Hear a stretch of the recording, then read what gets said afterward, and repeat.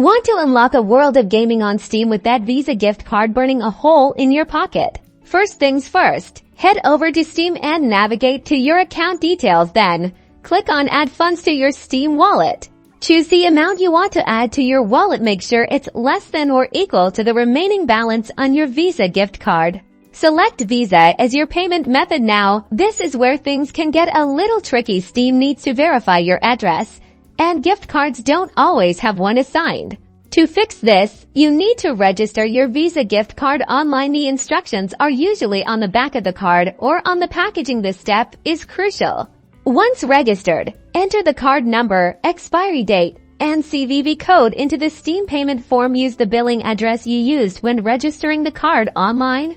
Double-check everything and click Purchase. If all goes well, the funds will be added to your Steam wallet instantly. Now you're all set to snag those games you've been eyeing. Enjoy your new Steam games, all thanks to your Visa gift card. And don't forget to like and subscribe for more Steam tips.